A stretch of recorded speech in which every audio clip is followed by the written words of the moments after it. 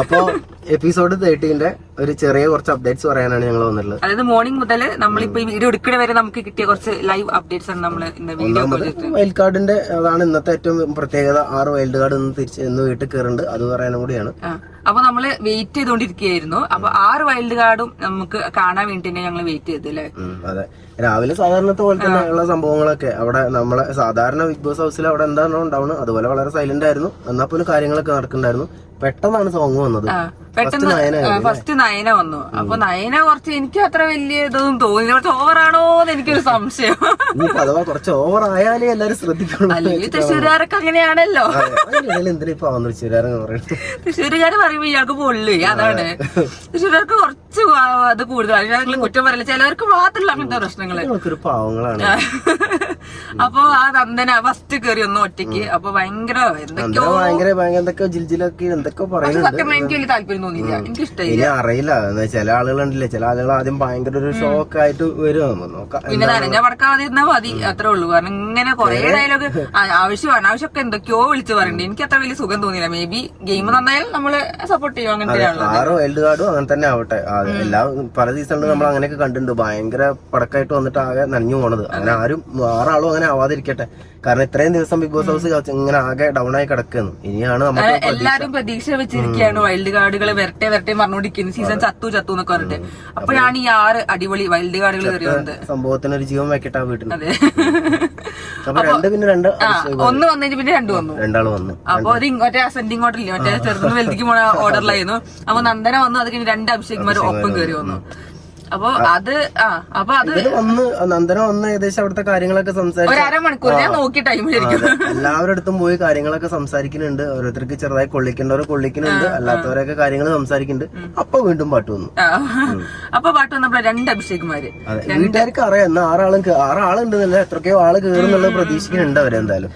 അല്ല, ഇന്നലെ രാജേട്ട് അത് പറഞ്ഞു തോന്നുന്നു, ഇത്ര വൈൽഡ് കാർഡ് വരും, കുറച്ചധികം വൈൽഡ് കാർഡ് വരും. അപ്പൊ ഇവരിങ്ങനെ വെയിറ്റ് ചെയ്തോണ്ടിരിക്കുക, ഇപ്പൊ വരും വിചാരിച്ചിട്ട്.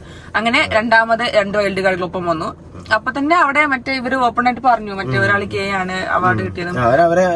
ഇതൊക്കെ ഐഡന്റിറ്റി ഒക്കെ പറഞ്ഞു. ജാൻമണിയും പറഞ്ഞു അത് ഞങ്ങളുടെ കമ്മ്യൂണിറ്റിയിൽ പെട്ടതാണ്. അപ്പൊ എല്ലാരും ആണോ എന്നൊക്കെ. ജാൻമണിക്ക് അതിന്റെ ഒരു ഭയങ്കര പ്രത്യേക സന്തോഷം കാണണ്ടത്. ജാൻമണി അവിടെ തുള്ളിച്ചാട് നമ്മളെ ജിൻഡോ അവരൊക്കെ കെട്ടിപ്പിടിച്ച് സ്വന്താക്കാൻ വേണ്ടി ശ്രമിച്ചുകൊണ്ടിരിക്കുന്നുണ്ടായിരുന്നു. പിന്നെ അതേപോലെ അഭിഷേക് ആദ്യം തന്നെ വന്ന് കുറെ മറ്റേ അഭിഷേക് ഇല്ലേ LGBT പറയുന്നുണ്ടോ, LGBT ഒരു ഓപ്പോസിറ്റ് ആയിട്ട് സംസാരിക്കുന്ന ഫെമീസ്. അത് ഇവനും പറയുന്നുണ്ട്, ആ ഗേ ആയിട്ടുള്ള അഭിഷേക് പറയുന്നുണ്ട്. അതിൽ നമ്മളിനിപ്പോ അഭിഷേകിനെ മറ്റേ നമുക്കെന്നെ പറഞ്ഞ ഇവിടെ ഒരു കുത്തരേണ്ടിയിരിക്കുന്നു മനസ്സിലാവാൻ വേണ്ടിട്ട് പേര്. അല്ല, അവിടെ അൻസിബി ഋഷിയും പറയുന്നുണ്ട്, മറ്റേത് നീല അഭിഷേക്, മറ്റേ black Abhishek, blue and black എന്നൊക്കെ പറഞ്ഞിട്ട്.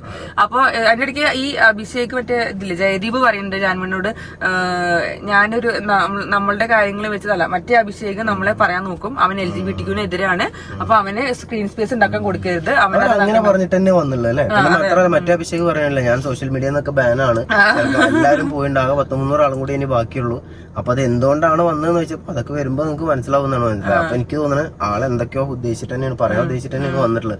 പിന്നെ ശ്രീധുവിനൊക്കെ ഇട്ടിട്ട് ചെറിയ കുട്ടികളും സാധനങ്ങളൊക്കെ കൊടുത്തിട്ടുണ്ട്. ഇവൻ തന്നെ വന്ന് കുത്തുണ്ട്, എല്ലാവരും വന്ന് കുത്തുണ്ട്. അത് അങ്ങനെ ഇങ്ങനെ പറയാതിരിക്കണമെന്നില്ല. അപ്പൊ ഗെയിം കളിക്കാൻ വേണ്ടി വന്ന് കണ്ട് എന്തൊക്കെയോ അവിടെ ചെയ്യാൻ ഉദ്ദേശിച്ചിട്ട് തന്നെയാണ് വന്നിട്ടുള്ളത്, നമുക്ക് വേഗം അറിയാം. പിന്നെയാണ് 3 പേര് വന്നത്. ആ 3 പേരില് അറിയാം നമുക്ക്, മറ്റേ സായി ഉണ്ടായിരുന്നു, പൂജ ഉണ്ടായിരുന്നു, പിന്നെ DJ സിബിൻ. DJ സിബിൻ നമുക്ക് മറക്കൂലേ, അധികം കണ്ട്. ഞാൻ അധികം കണ്ടിട്ടില്ല. അത് സ്റ്റാർട്ട് മ്യൂസിക്കിലെ മറ്റേ ആയിരുന്നു. ആ മുകളിൽ കണ്ടിട്ടൊക്കെ സാധനത്തില്ലേ, അതന്നെ DJ. അതെ അതെ അതെ. അപ്പൊ ആ DJ സിബിൻ വന്നപ്പോ ഞാൻ ശരണ്യ വന്ന് കെട്ടിപ്പിടിക്കുന്നുണ്ട്. അപ്പൊ എന്താന്ന് വെച്ചാൽ ശരണ്യന്റെ അതിലേക്ക് വീഡിയോ വന്നു, കണ്ടോ? സിബിനും പ്രോഗ്രാമിൽ ഉണ്ടായിരുന്നു. അപ്പൊ ഇപ്പൊ ശരണ്യന് മുന്നേ ജിൻഡോന്റെ സംഭവം വന്നല്ലോ, അതേപോലെ ശരണ്യ ഓടിച്ചത്. കാരണം സ്റ്റാർട്ട് മ്യൂസിക്കിൽ സീരിയലിലുള്ള ആൾക്കാർ കുറെ പേരാണ് മത്സരിക്കുക. അപ്പൊ ഈ സീരിയലിലുള്ള ആൾക്കാരായിട്ട് മൊത്തം ഈ സിബിനെ അറിയാം. അപ്പൊ ആ ശരണ്യ വന്ന് ഭയങ്കര കെട്ടിപ്പെട്ടുണ്ട്. അപ്പൊ അതിനെ തോന്നി ഭയങ്കര കമ്പനിയാണ് അവര്. എനിക്ക് ഭയങ്കരമായിട്ട് തോന്നിയ ഒരു സംഭവം എന്ന് വെച്ചാൽ ആ RJ വീട്ടുകാരായിട്ട് പെട്ടെന്ന് DJ പെട്ടെന്ന് ആൾക്കാരായിട്ട് ജെല്ലുണ്ട് തോന്നുന്നു. ആ വീട്ടില് ആദ്യം മുതലേ ഉള്ളൊരു പോലെ പെട്ടെന്ന് ആയ പോലെ തോന്നി. അത് ബാക്കി എല്ലാരേക്കാളും കൂടുതൽ, ഈവൻ ഇപ്പൊ നമ്മളെ സായിനേക്കാളും ഒക്കെ കൂടുതൽ ആ വീട്ടുകാരായിട്ട് ഭയങ്കരമായിട്ട് ജെല്ല് ചെയ്ത പോലെ തോന്നി. പിന്നെ നെക്സ്റ്റ് പിന്നെ പൂജ വന്നു, അതിനിടയ്ക്ക് സായി വന്നു. പിന്നെ സായിന്റെ മേക്ക് വർക്ക് നല്ല അടിപൊളി ഉണ്ടായിരുന്നു. അതില് ഋഷിയൊക്കെ പറയണ്ടത് താടി പോയി, താടി ഗബ്രി പറഞ്ഞു, ഗബ്രിയാണോ ഗബ്രി വരുന്ന പിന്നെ താടി ഉണ്ടായിരുന്നില്ല, അത് പോയില്ലേ ചെയ്തൂല്ലേ എന്ന് ചോദിച്ചപ്പോ ആന്ന് പറയണ്ടായിരുന്നു. പിന്നെ ജാസ്മിനൊക്കെ വന്ന് ഇതാക്കിയിരുന്നു. പിന്നെ അതിന്റെ ഇടയ്ക്ക് പിന്നെന്താണ്ടായത്, ജാസ്മിൻ എനിക്ക് സന്തോഷമായി എന്നൊക്കെ പറഞ്ഞ് തുള്ളി ചാടുന്നുണ്ട്. ഞാൻ സായി കാക്ക എന്നുള്ളൊരു വിളി പ്രതീക്ഷിച്ചു, പക്ഷെ സായി എന്നുള്ള വിളി മാത്രം വന്നു. ഇനിയിപ്പോ സായി അവിടെ ചെന്നിട്ട് കാക്ക വിളിക്കരുതെന്ന് പറഞ്ഞു എനിക്കറിയില്ല.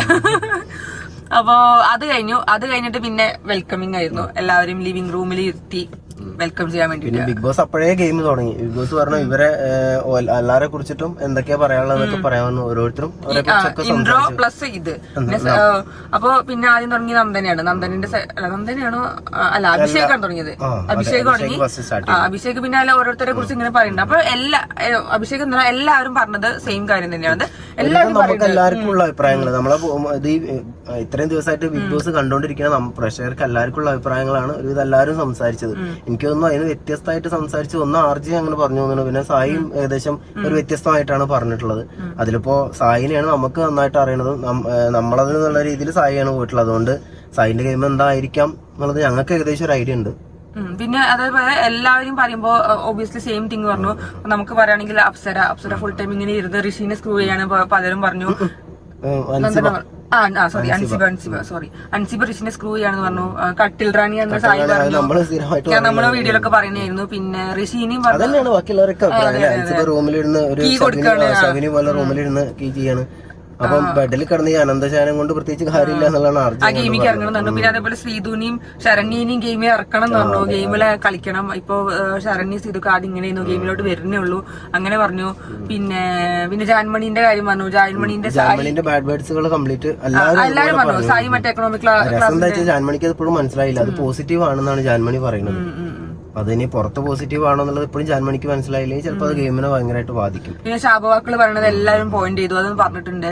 പിന്നെ അതേപോലെ ശ്രീരേഖനെ സൈനിക്ക് വിഷം എന്ന് പറഞ്ഞു. അപ്പൊ അത് ചിലപ്പോൾ അങ്ങനെ അത് ചിലപ്പോൾ ഒരു ഗെയിം ആവും വിഷം എന്നൊക്കെ പറഞ്ഞു അല്ലെ.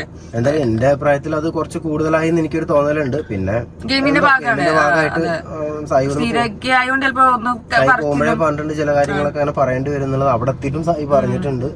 ഞാൻ വീഡിയോയിൽ കാണുന്ന പോലെ ചിലപ്പോൾ ഉണ്ടാതിരുന്നു വരില്ല എന്ന് പറഞ്ഞിട്ടുണ്ട്. ഇപ്പൊ ഞാൻ എന്റെ ഗെയിം ആയിരിക്കും എന്നാലും അത് പറഞ്ഞു. അത് ശ്രീരേഖയ്ക്ക് മനസ്സിലായി തോന്നുന്നു. അതിന്റെ പേരിൽ പിടിക്കാൻ നിന്നിട്ടില്ല. ഉണ്ടാവാൻ ചാൻസ് ഞാൻ കാണുന്നുണ്ട്. പിന്നെ ആരാ പറഞ്ഞത്, പിന്നെ ജാസ്മിനി ഗബ്രീനി അത് അതിന്റെ ഇടയ്ക്ക് അഭിഷേക് പറ്റില്ലേ, ശ്രീകുമാർ മറ്റേ ആള് LGBT-ക്കെതിരെ പറയണല്ലേ, അത് ആദ്യം അവര് ജബ്രി എന്ന് പറഞ്ഞു. അത് അവർക്ക് മനസ്സിലായി, ഓൾറെഡി അറിയുന്ന കാര്യം തോന്നുന്നു. അപ്പൊ അവർ രണ്ടുപേരും അങ്ങനെ ഒരു ഒറ്റ കോംബോ ആയിട്ട് പോകുന്നുണ്ടെന്ന് അവർക്കൊരു സൂചന കിട്ടിയിട്ടുണ്ട്. അഭിഷേകും ഒക്കെ പറയുന്നുണ്ട് ഒരാളോട് സംസാരിച്ചാൽ മതിയോ എന്നൊക്കെ ചോദിക്കുന്നുണ്ട്. അവരെ എല്ലാവരും ആക്കണുണ്ട്. എല്ലാവരും ഇപ്പം അങ്ങനെ തന്നെയാണ് പറഞ്ഞത്. രണ്ടാളും ഒരുമിച്ച് കളിക്കുന്ന കാര്യത്തിനെ കുറിച്ചിട്ടാണ്. അതിൽ വ്യത്യസ്തമായിട്ട് ഇപ്പൊ സായി മാത്രമാണ് പറഞ്ഞത് നിങ്ങൾ രണ്ടാളും കളിക്കുമ്പം നിങ്ങൾ വീക്കാണ്, അല്ല നിങ്ങൾ ഭയങ്കര സ്ട്രോങ് ആണ്. രണ്ടാളും ഇൻഡിവിജ്വൽ ആയിട്ട് കളിക്കുമ്പോഴാണ് നിങ്ങൾ സ്ട്രോങ് അല്ലാത്തതെന്നൊക്കെയാണ് പറഞ്ഞത്. അത് മേ ബി സായിന്റെ ഒരു ഗെയിം ആയിരിക്കാം. കാരണം നമുക്കല്ല പുറത്തുനിന്ന് കണ്ടിട്ട് പോകുമ്പോൾ നമുക്കറിയാലോ ഏതൊക്കെയാണെന്നുള്ളത്. അതിപ്പോ എല്ലാം ഇപ്പൊ ബിഗ് ബോസ് അനൗൺസ് ചെയ്ത പോലെ തന്നെ എല്ലാം സത്യസന്ധമായിട്ട് വന്നപ്പോ തന്നെ അവരെടുത്ത് വിളിച്ച് പറഞ്ഞു കൊടുത്താ പിന്നെ അവരെ ഉപദേശിക്കാൻ പോയ ആൾക്കാരെ പോലെ. പക്ഷെ അത് ആ ടാസ്കിൽ പക്ഷെ പുറത്തുള്ള കാര്യങ്ങൾ തന്നെയല്ലേ പറഞ്ഞത്.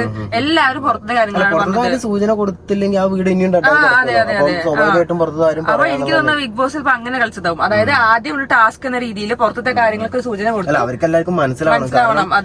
എന്താ പറയാ, ഒരുപാട് കളിക്കാൻ കഴിവുള്ള ആളുകളും കഴിവുണ്ടായിട്ട് ഉറങ്ങിക്കിടക്കുന്ന ആൾക്കാരൊക്കെ ബിഗ് ബോസ് ഹൗസിനുള്ളിലുണ്ട്. അപ്പൊ അവർക്കൊക്കെ ചെറിയൊരു മുട്ട് കൊടുക്കുക എന്നുള്ളതായിരിക്കും ഉദ്ദേശിച്ചിട്ടുണ്ടാവുക. അതെല്ലാരും ഭംഗിയായിട്ട് ചെയ്തു തോന്നുന്നു. അല്ലാതെ ഒരാൾ വന്നിട്ട് വെറുതെ ഒന്നും മിണ്ടാതെ നടക്കുകയാണെങ്കിൽ ഒരു കാര്യമില്ല. എന്തെങ്കിലും സൂചന കൊടുത്താലേ അവർക്ക് പിന്നെ ഉഷാറാക്കണോ ഗെയിം കൂട്ടണോ കുറയ്ക്കണോ എന്നുള്ള ഐഡിയ കിട്ടുള്ളൂ. അത് ജസ്റ്റ് എനിക്ക് തോന്നുന്നു ബിഗ് ബോസിന്റെ ഒരു കളിയാണെന്ന് തോന്നുന്നു. കാരണം ഒരു നല്ലൊരു ടാസ്ക് പോലെ എല്ലാവരും ഒന്ന് വിലയിരുത്താൻ പറഞ്ഞിട്ട് പിന്നെ കുറച്ച് കഴിഞ്ഞപ്പോ പിന്നെ പറയാൻ തുടങ്ങിയപ്പോ മതി പറഞ്ഞത് വാണിംഗ് കൊണ്ട് കൂട്ടും. അങ്ങനെ മാത്രമല്ല എല്ലാം സത്യസന്ധമായിട്ട് അവിടെ പറഞ്ഞു കഴിഞ്ഞിട്ടുണ്ടെങ്കിൽ പിന്നെ അങ്ങനെ സത്യസന്ധതയുടെ അവാർഡ് കിട്ടാനല്ല ഒന്നാമത് പോണത്. ഇപ്പൊ അതൊരു ന്യായീകരണം എന്നുള്ള രീതിയിലല്ല.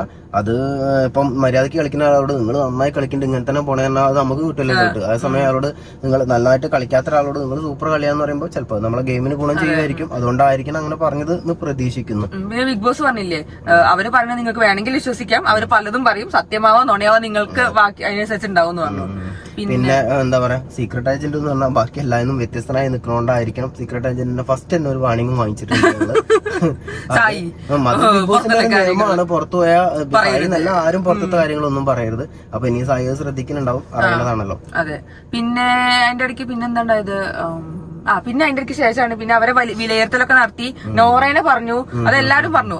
നോറേനെ പറഞ്ഞു കഴിഞ്ഞപ്പോ നോറയ്ക്ക് പിന്നെ അതുണ്ട്. നോറേനെ പറഞ്ഞു കഴിഞ്ഞപ്പോ നോറ ഫുള്ള് ഡൗൺ ആയിട്ട് അങ്ങോട്ടും ഇങ്ങോട്ട് നടന്ന് സങ്കടപ്പെട്ടിട്ട് റസ്മിനോട് പറഞ്ഞു എല്ലാരും വിളിച്ചെന്തോ പറയാൻ പുറപ്പെടുന്ന പോലെ പൂജേന്റെ അടുത്ത് പോയിട്ട് പിന്നെ പറയുന്നുണ്ട്. അത് ആള് പറയണത് കരച്ചിലൊരു അസുഖം പോലെയാണ്, വിക്കലൊക്കെ വരുന്ന പോലെ ഒരു അസുഖമാണ് എനിക്ക് എന്തെങ്കിലും പറയുമ്പോ അപ്പൊ കണ്ണിന്ന് വെള്ളം വരും, അങ്ങനെയാണ് ഇങ്ങനെയാണെന്നൊക്കെ പറഞ്ഞു. അപ്പൊ പിന്നെ അങ്ങനെയുള്ള ആൾക്കാരെ പിന്നെ ഗെയിം കളിക്കണ്ടായിരുന്നു അവർക്ക്. പിന്നെ അവള് പറയണത് എന്താന്ന് വെച്ചാൽ അങ്ങനെയാണ് ഇന്നെ ഇന്റർവ്യൂ ചെയ്യുന്ന സമയത്തൊക്കെ ഞാൻ കരഞ്ഞിട്ടുണ്ട്, നമ്മൾ കണ്ടിട്ടില്ല, അവള് പറയണതാണ്, എന്നാലും കരഞ്ഞിട്ടുണ്ട്, എന്നിട്ടും എന്നെ എടുത്തല്ലോ എന്നൊക്കെയാ പറയുന്നത്. ഓക്കെ, ഇനി അത് അങ്ങനെയാണെങ്കിൽ അങ്ങനെ.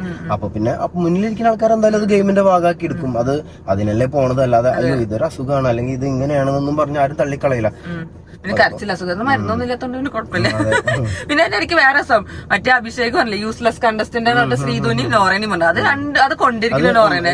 ശ്രീധു പിന്നെ അത് ഗെയിമിന്റെ ഭാഗമായിട്ട് എടുത്തു തോന്നുന്നു. നോറ അത് ഭയങ്കരമായിട്ട് ഉള്ളിൽ വെച്ചിട്ട് അതന്നെ പറഞ്ഞുകൊണ്ടിരിക്കുന്നത്. അത് നല്ല കൊണ്ടിരിക്കുന്നത് അത് തന്നെയാണ് നോറേന്റെ പ്രശ്നം എപ്പോഴും എനിക്ക് തോന്നുന്നത്. വിടണില്ല നോറ സാറ്റ് അത് തിരിച്ചു പറഞ്ഞ എന്താ വെച്ചാൽ ഞാൻ ഒരു യൂസ്ലെസ് ആണെങ്കിൽ ബിഗ് ബോസ് തന്നെ എടുക്കില്ലാന്ന്. പക്ഷെ അപ്പൊ അവൻ പറഞ്ഞു അല്ല അത് കണ്ടസ്റ്റന്റ് ആയിട്ട് എന്ന രീതിയിലാണ് നീ യൂസ്ലെസ് ആണെന്ന് പറഞ്ഞതാണ്.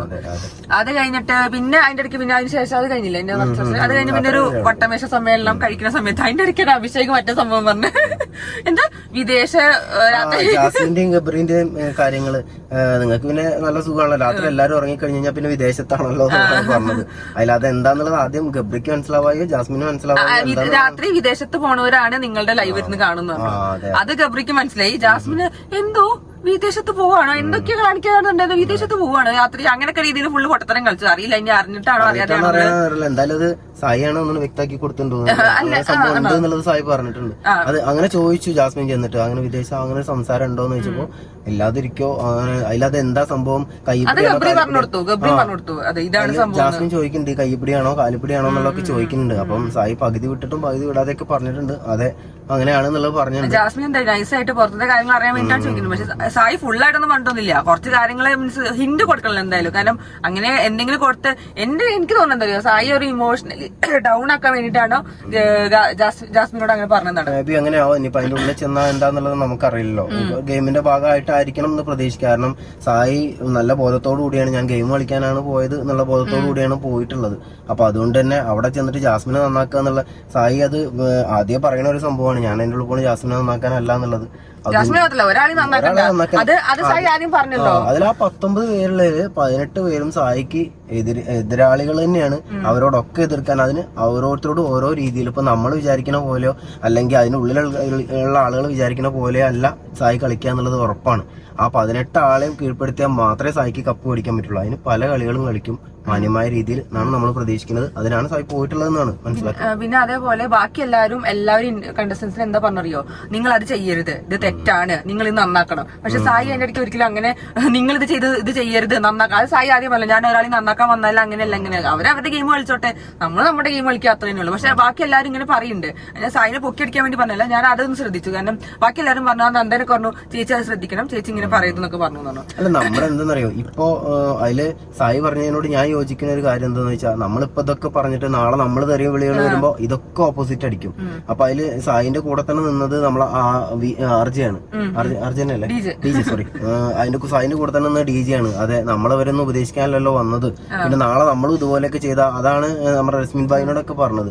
അതുപോലെ വിളിച്ചു പറഞ്ഞിട്ടുണ്ടെങ്കിൽ പിന്നെ അപ്പൊ എല്ലാരും കൂടെ നമ്മളെ അന്യത്തേക്കായിരിക്കും എന്നുള്ളത്. അപ്പൊ അതുകൊണ്ടായിരിക്കണം സായി അങ്ങനെ പറഞ്ഞിട്ടുണ്ടാവുക. കാരണം സായിന്റെ സ്വഭാവം ബാക്കി ഞങ്ങളെക്കാളും നിങ്ങളെക്കാളും ഒക്കെ കൂടുതൽ സായിക്കാണല്ലോ അറിയുണ്ടാവുക. നമ്മള് ഇപ്പൊ ഈ പറഞ്ഞ പോലെ പ്രീ പ്ലാൻ ഒന്നും ഉണ്ടാവില്ല. കാരണം അവിടെ ചെന്നുമ്പോ ആ സമയത്ത് എന്താ കിട്ടുന്നത് അതേ പറയുള്ളൂ. സായിക്ക് അതിന് എന്തായാലും ഗെയിം പ്ലാൻ ഉണ്ട് എന്തായാലും അവിടെ ചെന്ന് എന്ത് ചെയ്യണം എന്നുള്ളത്. പിന്നെ ആ ഒരു ചർച്ച കഴിഞ്ഞു, ജാസ്മിനോട് സംസാരിച്ചു. അത് കഴിഞ്ഞ് ജാസ്മിൻ അപ്പത്തെ റസ്മിനോട് എന്താ ഇങ്ങനെ പോയത്, ഞാൻ അങ്ങനെയല്ല ചെയ്തത്, ഇങ്ങനെയാണ് ഞാൻ ഇങ്ങനെ പിടിക്കുന്നത് അങ്ങനെയാണോ, ഞാൻ കൈ പിടിച്ച് തിരിക്കാൻ വേണ്ടിട്ടാണ് അല്ലാതെ ഒന്നും എനിക്ക് ലൈഫില്ലേ പുറത്തു പോയിട്ട് എന്തൊക്കെയാ പറയുന്നത്. പെട്ടെന്ന് ഇപ്പോഴാണ് ഓർമ്മ ലൈഫുള്ള കാര്യമൊക്കെ. ഇനിയുള്ള ദിവസങ്ങളൊക്കെ ഞാൻ വിചാരിച്ചത് അപ്പൊ തന്നെ ഇപ്പൊ ഇനിയിപ്പോ ഫുൾ ആദ്യം തന്നെ എന്തെങ്കിലുമൊക്കെ കാണിച്ചു തുടങ്ങും എന്നുള്ളത്. അത് കഴിഞ്ഞപ്പോ ഗ്രൂപ്പ് തിരിച്ചപ്പോ ഗബ്രി വാടാമോനെ എന്നിട്ട് ഗബ്രിനെ വിളിച്ചിട്ടുണ്ട്. ഗബ്രിയും എന്നൊക്കെ പറഞ്ഞ് ഗബ്രി ഒന്നും അറിയാത്ത അവര് പോകുന്നുണ്ട്. വിഷമം കേട്ടോ അവരൊക്കെ കയറി വന്നപ്പോ ചാൻസ് എങ്ങാനും നഷ്ടപ്പെടുവോ, ഇനി ഒളിഞ്ഞു മറിഞ്ഞൊരു സ്ഥലം കിട്ടൂലേ എന്തെങ്കിലും വിചാരിച്ചിട്ടാണ്.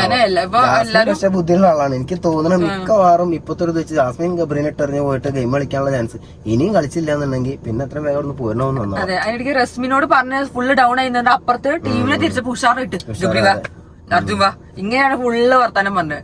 അപ്പൊ അതിന്റെ ശേഷം ടീമിനെ തിരിക്കലായിരുന്നു. അപ്പൊ പവർ ടീമിനെ തിരിച്ചു. മറ്റേ പവർ ടീമിനെ ഗബ്രി ഫസ്റ്റ് ഗബ്രി ആയിരുന്നു. അപ്പൊ നമ്മളെ നോക്കിയത്. പക്ഷെ ഒരു വൈൽഡ് കാർഡിനെയും പോലും അവര് വിളിച്ചില്ല. ഞാൻ ശ്രദ്ധിച്ചു. ലാസ്റ്റ് നിങ്ങൾ 6 ആളല്ലേ ഉള്ളതെന്ന് ചോദിക്കുന്നുണ്ട്. അതവരുടെ ഗെയിം പ്ലാൻ ആണ്. കാരണം അവിടെ വന്നിട്ട് വേറെ ഇമ്പാക്ട് ഉണ്ടാക്കേണ്ട ഇപ്പോഴുള്ള ആൾക്കാരെ വെച്ച് ചെയ്യാന്ന് വിചാരിച്ചിട്ടുണ്ടാവും. കാരണം ഓബിയസ്ലി ജാസ്മിന്റെ സന്തത സഹചാരികളായ ഗബ്രീനെയും റസ്മിനെയും വിളിച്ചു.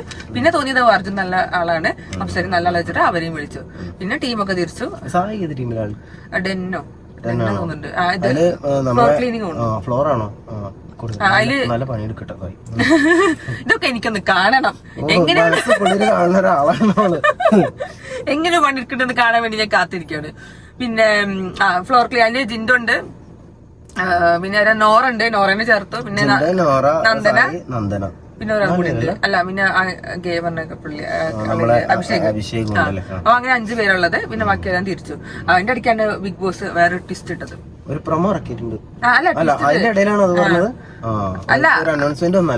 അതിന്റെ ഇടയ്ക്ക് ഒരു ട്വിസ്റ്റ് ഇട്ടു. ക്യാപ്റ്റന് പവർ റൂമിൽ കയറാൻ പാടില്ല. ഇത്രയും ദിവസത്തിൽ വളരെ വ്യത്യസ്തമായിട്ടുള്ള ഒരു സാധനം എന്തൊക്കെയോ പ്രതീക്ഷിക്കണ്ടവര്. കാരണം എന്താ പറയാ, ഇനിയിപ്പോ ഗെയിം അടിമുടി മാറും. ഇനിയിപ്പോ പ്രത്യേകിച്ച് ഒന്നും കയറാനില്ല. ചിലപ്പം ഒരു സർപ്രൈസ് എൻട്രി ഉണ്ടാവുമായിരിക്കും. പക്ഷെ ഒന്നുമല്ലാതെ ഇനിയിപ്പോ അതിൽ വേറെ അല്ല. ഇനിയിപ്പോ നമ്മളെ സിജോ അസുഖം മാറി വന്നിട്ടുണ്ടെങ്കിലോ എന്നാണ് ഞാൻ ഉദ്ദേശിച്ചത്. സിജോ കൂടെ വന്ന സെറ്റ് ആയിരിക്കും. അതിനെനിക്ക് അത് പറഞ്ഞു. സായി എല്ലാവരും പറഞ്ഞു, കണ്ടസ്റ്റന്റ് പറഞ്ഞിട്ട് ഏറ്റവും അവസാനം സിജോനെ പറഞ്ഞു, ഓർത്ത് പറഞ്ഞു. അപ്പം സിജോ കൂടെ വന്നിട്ടുണ്ടെങ്കിൽ കളി അടിപൊളിയായിരിക്കും. ഇനിയിപ്പോ ബിഗ് ബോസിൽ എനിക്ക് തോന്നണത് ഇനിയിപ്പോ ആരും വരാനും പോവാനൊന്നും ഉണ്ടാവില്ല തോന്നുന്നു. ഇനിയിപ്പോ വീട് നിറഞ്ഞത് നോറയ്ക്ക് വലിയ ഇഷ്ടമായിട്ടില്ല. നോറ മറ്റേ അയ്യോ ഞാൻ കരച്ചിൽ റാണിയായി, ഞാൻ കരച്ചിൽ പെണ്ണായി, അങ്ങനെയാണ് ആലോചിച്ചിരിക്കണ്ട. പിന്നെ എനിക്ക് ചില സമയത്തൊന്നും ചെറുതായിട്ട് എന്തെങ്കിലും അങ്ങനെയല്ല എങ്ങനെയാന്ന് പറഞ്ഞാൽ പിന്നെ കുറെ തുള്ളിച്ചാടും ചെയ്യുന്നു. എല്ലാത്തിന്റെ ഒരു എക്സ്ട്രീം പോലെ തോന്നി. എന്തായാലും അപ്പൊ ഇതുവരെയാണ് നമ്മൾ കണ്ടത്. 3-3:30 വരെയുള്ള ലൈവാണ് നമ്മൾ കണ്ട്.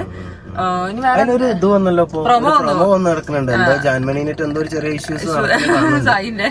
അപ്പൊ അത് നമുക്ക് നോക്കാം എപ്പിസോഡില്. കണ്ട് നമുക്കൊന്നും പറയാൻ സായി പറഞ്ഞ പോലെ ചിലപ്പോ അതിൽ വല്ല കോമഡി ആയിട്ടായിരിക്കും ഉണ്ടാവുക. അതെ. പക്ഷെ ജാൻമണിന്റെ പക്ഷെ ഇപ്പോഴും ഒരു വർത്താനം അങ്ങനെ തന്നെ കേട്ടോ, ഒരു മാറ്റവും ഇല്ല. എനിക്ക് ഇതിപ്പം സാഹചര്യങ്ങൾ കൊണ്ടാണ് അവിടെ ഉണ്ടായത് എല്ലാ സംഭവങ്ങളും. എന്നാൽ പോലും എനിക്ക് ഇങ്ങനെ ഒരു കണക്ഷൻ കിട്ടിയത് സായി ജാൻമണീനെ ഒന്ന് ടാർഗറ്റ് ചെയ്യുന്നുണ്ടോ എന്ന് എനിക്ക് തോന്നി. ചിലപ്പോ അവിടെ വന്നപ്പോ ലക്കോണ്ടോ അല്ലാതെ എന്തുകൊണ്ടോ ജാൻമണി വന്ന് വീണുകൊണ്ടിരിക്കുന്നുണ്ട്. എല്ലാവരും ടാർഗറ്റ് ഉണ്ട്, അത് ഉറപ്പാണ്. അത് നമുക്ക് അറിയണതാണ്. പിന്നെ എനിക്ക് തോന്നുന്ന ഒരു സംഭവം അത് ജാൻമണിക്ക് നല്ലതാണ് തോന്നുന്നത്. കാരണം പക്ഷെ ജാൻമണി ഒട്ടും ആരും പറയണത് മനസ്സിലാവില്ല. എല്ലാവർക്കും ഒരുപോലെ. അപ്പൊ അതില് അപ്സര എങ്ങാണ്ട് പറയണ്ട, എല്ലാവർക്കും ഒരുപോലെ ജാൻമണിനോട് ഒരു കാര്യത്തിന് അഭിപ്രായം ഉണ്ടാകുന്നുണ്ടെങ്കിൽ അത് തെറ്റാണെന്ന് മനസ്സിലാക്കണമെന്ന്. അപ്പൊ അല്ല അതെന്റെ പോസിറ്റീവ് ആണെന്നാണ് ജാൻമണി പറയണത്. അപ്പം മനസ്സിൽ ഓൾറെഡി അത് വിചാരിച്ചിരിക്കുകയാണ്. അങ്ങനെയാണ് ചില ആളുകളുടെ മനസ്സിലൊക്കെ ചില കാര്യങ്ങൾ മാറ്റിയെടുക്കാൻ ഭയങ്കര പ്രയാസമായിരിക്കും. അപ്പം മാറ്റം നന്നാക്കാനൊന്നല്ല അതിലുള്ള ഒരു കണ്ടസ്റ്റൻസും പോയില്ല, എല്ലാവരും ജയിക്കാൻ പോയതാണ്. പിന്നെ വേറെ കാര്യം, സായി വർത്താനം പറഞ്ഞത് കുറച്ച് ലാഗ് അടിക്കുന്നില്ലേ, തോന്നി പറഞ്ഞു. കാരണം വീഡിയോയില് പറയുന്ന പോലെ സ്പീഡ് നമുക്ക് തോന്നിയില്ല. മേ ബി സ്റ്റാർട്ടിംഗ് ആവാം, അല്ലെങ്കിൽ ഒരു സ്റ്റാർട്ടിംഗ് ട്രബിൾ. സായിക്ക് പിന്നെ ഒരു പ്രത്യേകത ഉണ്ട്, സായിക്ക് കണ്ടിട്ടില്ലേ, എവിടെ പോയാലും ആദ്യം ഒരു സ്റ്റാർട്ടിംഗ് ട്രബിൾ ഉണ്ടാവും. പിന്നെ അവിടെ അങ്ങോട്ട് അടിപൊളി ആവലാണ് സായിന്റെ സാധാരണ. ഭയങ്കര ഫ്രണ്ട്സ് സർക്കിൾ ഭയങ്കരമായിട്ടുണ്ട്. ഒന്നാമത് എന്താന്ന് വെച്ചാൽ സായി ഇങ്ങനെ ഒരു കംഫർട്ട് ആയിട്ടുള്ള ഒരു സോണിൽ പോയിട്ട് അവിടെ പെട്ടെന്ന് എത്തിയതിന്റെയും അതിൽ എനിക്ക് തോന്നുന്നത് നമ്മളെപ്പോഴും ഇങ്ങനെ നമ്മളെല്ലാരും ഓവർ എക്സ്പെക്ടേഷൻ കൊടുക്കണ്ടോ നമ്മളും ആവാൻ ചിലപ്പോ അറിയില്ല. എന്തായാലും ഇപ്പൊ നമ്മളാണെങ്കിലും ആരാണെന്നുണ്ടെങ്കിലും അതിന് കുറച്ചൊരു ഒരു സമയം ബ്രീത്തിങ് സ്പേസ് കൊടുക്കണം. എന്താന്നല്ലോ ഒരു 2 ദിവസം കഴിഞ്ഞാൽ മേ ബി ഇന്ന് പ്രൊമോലിന് നല്ല അടിപൊളിയായിട്ട് കൊടുക്കുന്നുണ്ട്. അത് എനിക്ക് ഭയങ്കര നന്നായി കളിക്കും തന്നെ പ്രതീക്ഷിക്കാം. നന്നായി കളിക്കാനാണല്ലോ പോണാതെ. വൈൽഡ് കാർഡ് വന്നതോടുകൂടി നമുക്ക് എല്ലാവർക്കും ഇഷ്ടപ്പെടുന്ന കുറെ ഗെയിമുകൾ കാണാൻ പറ്റട്ടെ. ബിഗ് ബോസ് അടിപൊളിയായിട്ടെ. അതെ, ഇനി നമുക്ക് രാത്രി ബാക്കി എപ്പിസോഡിന്റെ റിവ്യൂ പറയാം.